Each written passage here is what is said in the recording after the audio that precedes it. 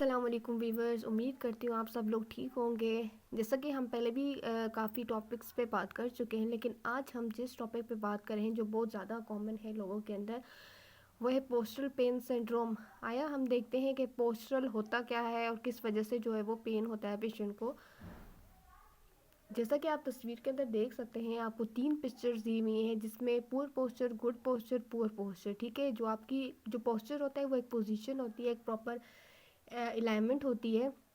जैसा कि आप गुड पोस्चर के अंदर देख सकते हैं, आपके जो एयर का लेवल है वो भी इक्वल है, आपके शोल्डर का लेवल भी इक्वल है, आपकी एल्बो, आपकी नीज, आपकी एंकल प्रॉपर जो है वो बैलेंस है, इक्वल है, और आपका जो जितना भी अपराइट पोस्चर वो बैलेंस होता है। लेकिन जैसा कि आप पुअर पोस्चर के अंदर आप देख सकते हैं कि जो इनका पुअर पोस्चर के अंदर फॉरवर्ड हेड पोस्चर हुआ है, जो आपके ईयर्स हैं उसका लेवल भी इक्वल नहीं है, आपके शोल्डर का लेवल भी इक्वल नहीं है, आपकी फ्लेट बैक है, यानी आपका काइफोसिस हुआ है, आपका जो पीछे से जिसको कहते हैं हम उर्दू में कुब निकला हुआ है, वो वाली पोजीशन है। इसके अलावा आपके जो शोल्डर भी राउंडेड होते हैं, आपके एब्डोमिनल जो मसल्स होते हैं वो भी वीक होते हैं। जब मसल इम्बैलेंस हुआ वो तो आपकी जो पूरी जो प्रॉपर एनाटॉमिकल पोजीशन होती है वो डिस्टर्ब हुई होती है।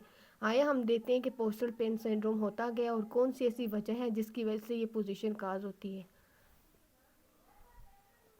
बेसिकली जो पोस्टल पेन सिंड्रोम होता है, ये डेवलप होता है सर्वाइकल, थोरेसिक और लंबर एरिया पे due to the poor posture maintain over the long period of time.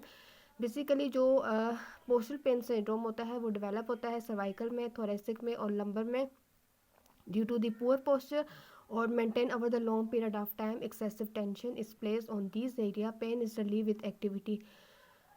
जब आप लंबे टाइम तक कोई भी एक्टिविटीज़ करते हो, स्पेशली आप लोगों के अंदर देख सकते हो जो ऑफिस वर्कर्स होते हैं, जो बैंक के अंदर काम करते हैं, जो कि इवन के जो टीचर्स हैं, उनकी प्रॉपर पोजीशन नहीं होती, उनकी जो चेयर और डेस्क का जो लेवल होता है वो इक्वल नहीं होता, जिसकी वजह से वो लैपटॉप पे काम करते हैं, वो झुक के काम करते हैं तो जिसकी वजह से जो है वो उनकी नेक में पेन होता है, बैक में पेन होता है, किसी वजह से पुअर पोस्चर की वजह से। और जब लंबे टाइम तक आप एक ही पोजीशन के अंदर, गलत पोजीशन के अंदर बैठे रहते हो तो आपके जो मसल्स होते हैं उन पर एबनॉर्मल प्रेशर पड़ता है और जिसकी वजह से आपको पेन होता है।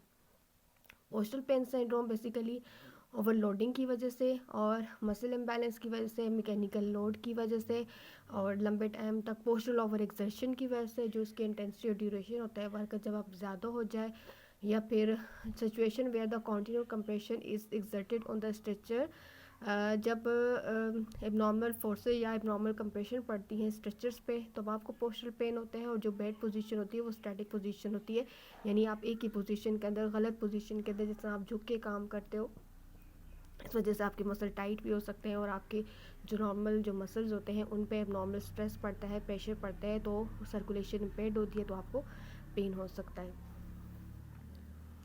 बेसिकली आगे इसकी पैथोफिजियोलॉजी हम देखेंगे कि इसका there is a no significant damage और ट्रॉमा टू द टिश्यू, कोई सिग्निफिकेंट डैमेज या ट्रॉमा नहीं है टिश्यू का। बेसिकली जो पेन आप ओनली एक्सपीरियंस करते हो during activity where the constant stress is place on the normal tissue. इसमें ये कहा गया है कि जब आप लंबे टाइम तक कोई भी काम करते हो तो नॉर्मल स्ट्रक्चर पे जब एबनॉर्मल प्रेशर पड़ता है तो उसकी वजह से भी क्या होता है, पेन काज होता है। जब when working at a desk the sustain posture result in reduce the circulation to the neck and upper back muscle which then become tight and fatigued. These muscles fail to support good upright posture and eventually become overstretched and weak. कि जब आप लंबे time तक गलत position के अंदर काम करते हो तो आपके मसल पे, जो नॉर्मल मसल पे नॉर्मल प्रेशर पड़ता है, तो वहाँ पे जो सर्कुलेशन होती है वो इम्पेयर्ड होती है, मसल टाइट हो जाते हैं, फैटीग हो जाते हैं। जो मसल का जो काम होता है, नॉर्मल फंक्शन होता है कि वो जो पोजीशन है उसको एक अलाइनमेंट के अंदर रखते हैं, तो जिस वजह से वो टाइट हो जाएंगे और प्रॉपर जो है वो उसको बैलेंस नहीं कर सकेंगे उस पोजीशन को, तो आपको पेन होगा।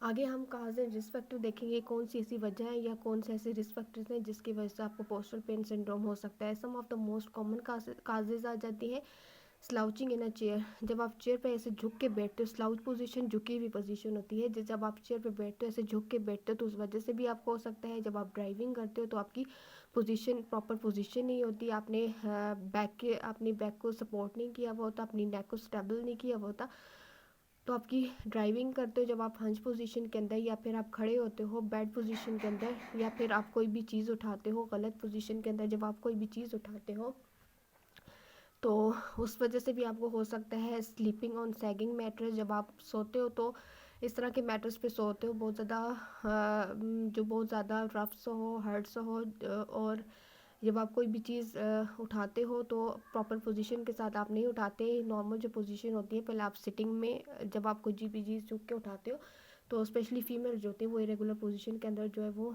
जब आप घर की एक्टिविटीज़ करती हैं तो इरेगुलर पोजीशन के अंदर वो काम करती हैं, तो स्पेशली उनके अंदर नेक और बैक पेन बहुत ज़्यादा होते हैं। नॉर्मल पोजीशन ये होती है कि पहले आप सिटिंग करें, पर उसके बाद आप उस कोई भी चीज़ जो है वो आपने लिफ्ट करनी है वो उठाएं और फिर आप स्टैंडिंग में जाएं। Inactivity and wrong sound of movement head and neck strain. जब आप गलत पोजीशन के अंदर कोई भी मूवमेंट्स वगैरह करते हो तो आपके नेक और जो हेड का क्या होता है, मसल्स होते हैं, उनका स्ट्रेन हो जाता है। इसके अलावा कौन से ऐसे रिस्क फैक्टर्स हैं या काजेज़ हैं जिसकी वजह से होता है, मस्कुलोस्केलेटल प्रॉब्लम हो कोई भी, या आपका वर्क से रिलेटेड कोई भी बैक पेन हो या लो बैक पेन हो, या रिपीटेटिव स्ट्रेन इंजरी हो, या कार्पल टनल सिंड्रोम हो, उसकी वजह से भी हो सकता है। इसके अलावा कॉमन कौन से रिस्क फैक्टर्स हैं जो कि आप जिसकी वजह से हो सकता है जब आप कोई भी भारी चीज़ उठाएं, या आपसे जॉब से इन्वॉल्विंग आपने कोई भारी चीज़ बेयर की हुई हो, या फिर आप बैठे हो बेंड गलत पोजीशन के अंदर आपने बेंड किया हो और आपने कोई भी भारी चीज़ उठाई हो, या फ्रिक्वेंट आपने टेलीफोन यूज़ किया हो कोई भी बैड पोजीशन के अंदर, या फिर आपने हाई लेवल का स्ट्रेस लिया हो, एंजाइटी और टेंशन की वजह से मसल क्या होता है, कॉन्ट्रेक्शन में जाते हैं। इसके अलावा बेसिकली जैसा कि आप देख सकते हैं पोस्चर की टाइप आ जाती है। ये स्वैप बैक होता है जिसमें आपकी कमर ऐसे अंदर को निकली हुई होती है और लंबर लॉर्डोसिस कम हो जाती है। थोरेसिक काइफोसिस कुब निकल आता है। फॉरवर्ड हेड पोस्चर आपके राउंडेड शोल्डर होते हैं। और इसके अलावा आपका जो गुड पोस्चर है, जैसा कि आप देख सकते हैं पिक्चर के अंदर, आपकी ये जो है वो ओरिजिनल पोजीशन ये पोजीशन होती है। आप देख सकते हैं कि ऑफिस के अंदर लोग किस तरह काम करते हैं, और इसके अलावा स्पेशली जो बैक पेन होता है वो किस तरह का होता है, आपने प्रॉपर बैक की सपोर्ट नहीं किया वो होता, और इरेगुलर पोजीशन के अंदर बैठे होते हैं तो उस वजह से आपको पेन होता है। साइंस सिम्टम पेशेंट को क्या होता है कि नॉर्मल पेन होता है फ्री मूवमेंट्स के अंदर, poor posture is maintain for the long time in pen आप एक्सपीरियंस करते हो। फिजियोथेरेपी के अंदर आप क्या कर सकते हो कि ट्रीटमेंट के अंदर आप फिजियोथेरेपी दे सकते हो, सॉफ्ट टिश्यू आप मसाज कर सकते हो, इलेक्ट्रोथेरेपी के अंदर हीट एंड वगैरह यूज़ कर सकते हो, अल्ट्रासाउंड है, पोस्टल टैपिंग कर सकते हो, पोस्टल सपोर्ट यूज़ कर सकते हो, प्रॉपर अपनी पोजीशन का ख्याल रख सकते हो। इसके अलावा आप ब्रेसेस यूज़ कर सकते हो, मोबिलाइजेशन कर सकते हो, ड्राई नीडलिंग आ जाती है, और स्पेसिफिक एक्सरसाइजेज आते हैं जो वीक मसल उनको स्ट्रेंथ करें और जो टाइट मसल उनको स्ट्रेच करें, प्रॉपर उनकी जो टीच करें आप पेशेंट की पोजीशन क्या है, काइनेटिक हैंडलिंग क्या है, करेक्ट बायोमैकेनिक क्या है, और क्लिनिकल पायलट्स, मतलब ये कि पेशेंट को प्रॉपर पोजीशन गाइड करें कि आपने घर में कोई भी काम करना है किस पोजीशन के अंदर करना है, आपने अपनी पोजीशन को कैसे मेंटेन रखना है, और बेड पोस्चर को कैसे अवॉइड करना है।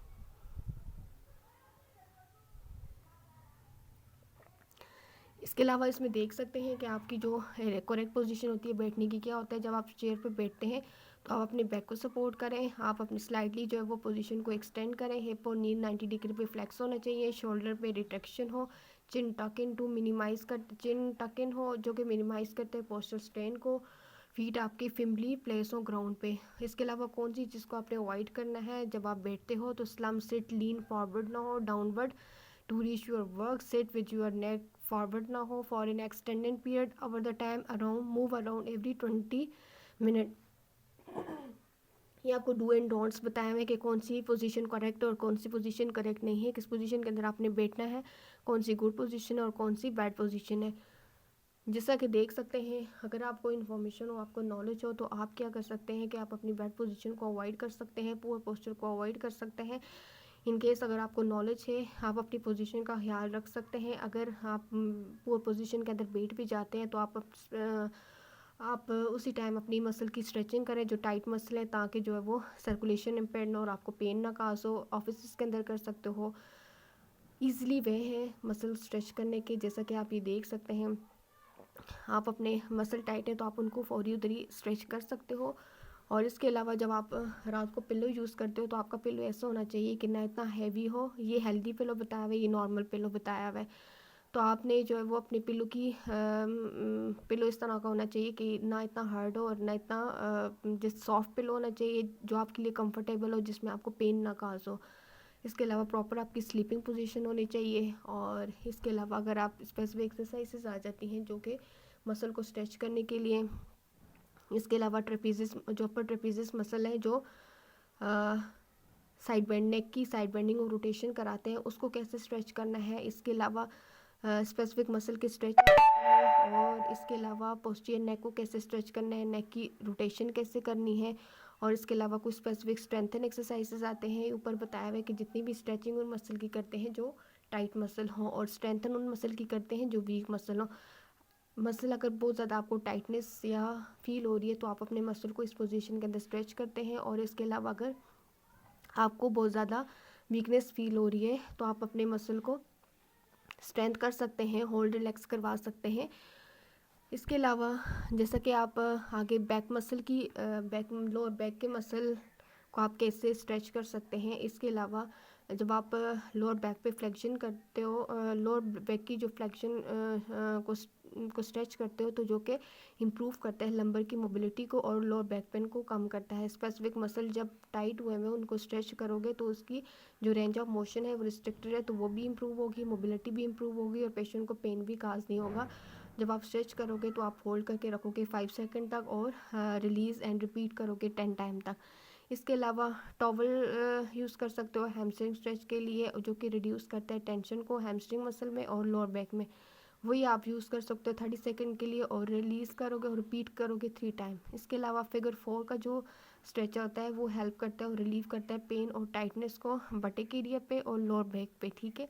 इसके अलावा आप उसको भी होल्ड करके स्ट्रेच करते हो 30 सेकंड तक और रिलीज़ करते हो, रिपीट करते हो अदर साइड को। इसके अलावा आप नीलिंग लूंगी स्ट्रेच आ जाता है जिसमें आप क्या जो है कि हेल्प करता है लूजन जो आपके हिप के फ्लेक्सर मसल होते हैं। और इसके अलावा जो टाइट आ जाते हैं हिप के flexor will be heighten back pain होता है जिसकी वजह से। इसके अलावा आप वही होल्ड कर सकते हो 30 सेकंड तक और रिलीज़ करके और रिपीट करते हो दूसरी साइड पे भी। इसके अलावा हमने देखा कि पोस्टर सिंड्रोम होता क्या है, किस वजह से होता है, क्या क्या साइन सिम्टम होते हैं, क्या ट्रीटमेंट है, फिजियोथेरेपी के अंदर इसका क्या रोल है, क्या स्पेसिफिक एक्सरसाइजेज हैं, क्या ट्रीटमेंट है। तो उम्मीद करती हूँ आप सबको मेरी वीडियो बहुत ज़्यादा पसंद आएगी। अगर आपको मेरी वीडियो पसंद आए तो आप इसको लाइक करें, शेयर करें, और अगर आपका कोई भी क्वेश्चन हो इससे रिलेटेड तो आप मुझसे कमेंट सेक्शन के अंदर पूछ सकते हैं। Thank you so much.